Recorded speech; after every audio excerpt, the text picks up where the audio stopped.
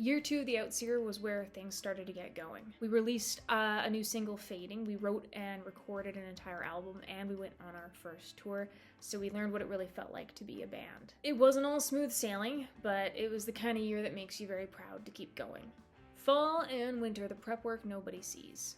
I spent the fall and winter of 2023 prepping my EPK and applying for various shows, festivals, and venues for 2024. I spent hours and hours building it up from scratch, and it's something that I actually update every fall now. It's kind of like a living document about how far we've come, with better videos, tighter sound, and more experience to add on each time. Around that time, our 5th member, Davis, began to step away from live shows. It was disappointing because he's such a talented player, and he's been with us from the start. But life shifts and we had to adapt. So we brought in another guitar player, Steve, for our upcoming tour. It was a stressful transition bringing in a temp player for an upcoming tour, but we figured it out. It was good. So some pre-tour shows and Fading's release. Before the tour, we played the Roxy with Davis on guitar around, I think it was May 9th.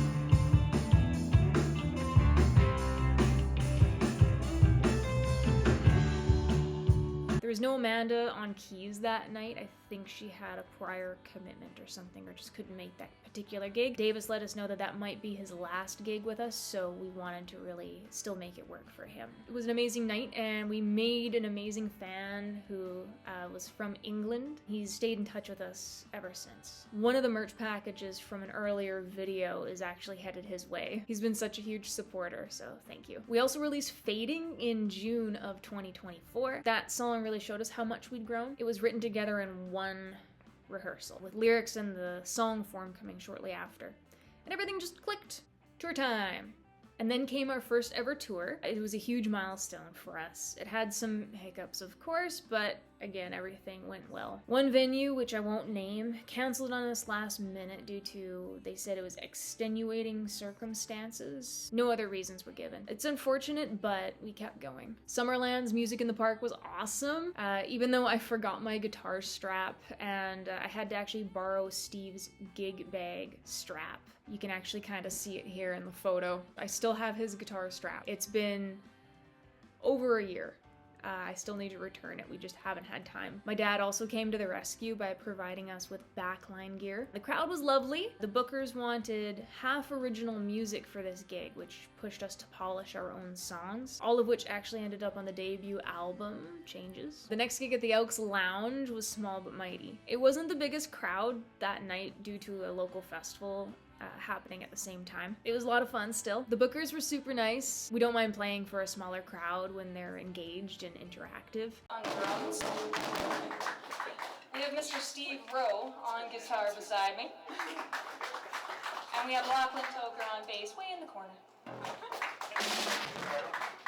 Some of the folks that came out to watch actually later booked us at Crescent Hill Winery, which turned out to be one of our favorite venues ever. Proof that, like, you know, even a small gig can open up some really cool and new opportunities. You can meet all kinds of cool people, make new friends. My dad was there too, helping us with his sound system, which he let us borrow for the night. He was coaching me on how to sing into the mic a little bit better, and he was just adjusting the mix, you know, just classic dad move. We stayed at a hotel after and had such a fun night hanging out and drinking wine that my mom had dropped off. She actually helped us get the room for the night too, so thank you for that. We spent the night going through the photos and footage from the show and just generally hanging out and relaxing. The next day we had a bit of a drive ahead of us. Kamloops Rib Fest was surreal. So it was a big stage, huge monitors, felt like rock stars. One of my childhood friends' dads came to watch, and it was awesome to catch up with him as well. He's known me since I was little, so that was a great time. Everybody there was awesome. The bookers were great. The crew they had were great. It felt very, very professional, like a big deal. It's pardon the noise as well. That's actually just pure rain coming from outside. If you just hear kind of a whooshing noise, I'm in Vancouver, so I'm also trying out some new setups too, different camera. I'm gonna keep experimenting with this as it gets better. I am gonna have a new mic setup properly at some point in time, I do have access to a good interface and a good microphone, but I haven't been using it for my at-home setup. Our next gig later on was Grizzly Winery. Grizzly Winery was classy, and it had such a beautiful view. Though we kind of had to eyeball things near the end, it was an outdoor gig, and our set was later in the evening. So by the time we finished, it was completely dark out. There weren't any stage lights, and with no daylight left, and all of that, we just couldn't see anything. Steve unfortunately couldn't join us for that one, so I had to learn a lot of lead guitar parts in a short amount of time, just to help carry us as a four-piece. It was definitely stressful, but it made me a better guitarist. My dad came out to help us with backline again. I think he brought his drum kit, if I do recall. He helped us with the sound and the setup and the packing up and tear down, which was a huge help. Thank you. We pulled it off as a four-piece, and Lachlan got to break out his double neck guitar and bass combo. I think the rain stopped. Holy heck. So I apologize for that. And Crescent Hill Winery. Okay, that show was pure magic. The crowd was amazing. They had food for the band. There was great pay. Everybody treated us so well. They were so nice. And it really made us feel appreciated as musicians and artists. A funny thing that happened while we were setting up, speaking of the rain outside, so like a flash rainstorm hit, and we had to scramble to hold a tarp over all of our gear to protect it. It was like chaotic for a few minutes, and then poof, totally fine, bright and sunny, and the weather was great again. That happened while we were setting up.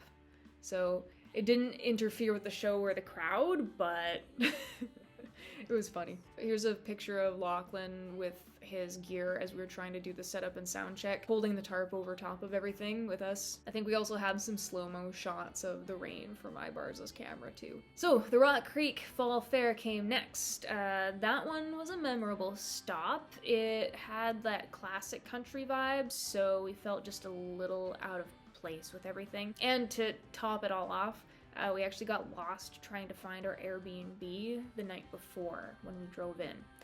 It was pitch black at midnight when we finally got there. We played it as a four-piece with Lachlan rocking his double neck bass guitar. It was nice to visit that area again. I used to go to the fair every year as a kid, so it was very nostalgic to see it all. So by the end of the tour, we tightened our sound, workshopped most of the songs, and that would become our debut album. After the tour, recording begins. When we got home, we jumped right back into playing. We played at Live Act's Best in Vancouver competition, and we made it to the semi-finals for it. It's an interesting setup. Competitions like that, they're great for exposure, but if they're hosted by a booking agency, they usually charge bands quite a bit in fees. And you also end up feeling a lot of pressure to sell tickets to fill the room, which isn't always realistic when most of your friends and family are also musicians who are also busy performing themselves, or maybe everybody already came out to a bunch of your earlier shows, and they can't keep coming to every single one. We made it to the semifinals, which, still felt like a win for us. And it was a good reminder to always ask what you're getting out of an event. Then there was the port side. That one had no backline, so we had to bring all of that. We had 2 cars full of gear and people. And after the fees paid to the booking agency, we made about 50 cents. Yep.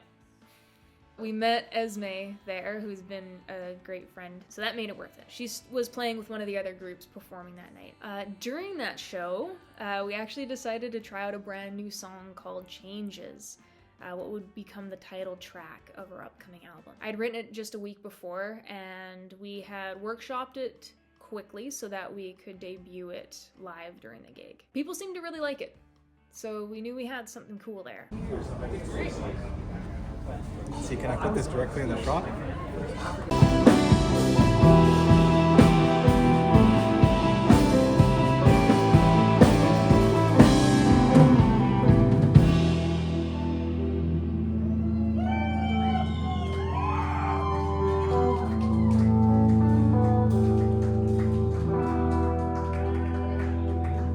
Right after the gig, the 4 of us, me, Amanda, Ibars, and Lachlan, went straight to the studio to record our debut album, Changes. Davis joined later to lay down his lead parts on a day that worked for him. We tracked 10 songs, and it felt incredible to finally hear everything coming together. We also played a few smaller shows that winter. like Tree's Organic Cafe, which was definitely tiny for a 5-piece.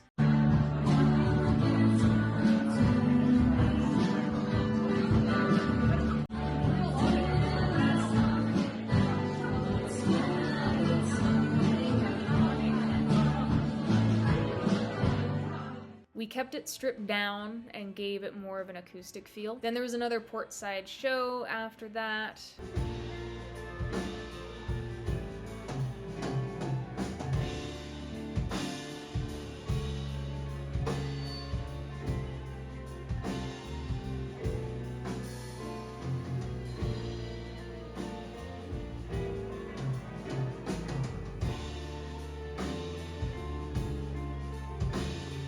And it had kind of like a funny moment that we happened to have caught on camera. One more song! One more!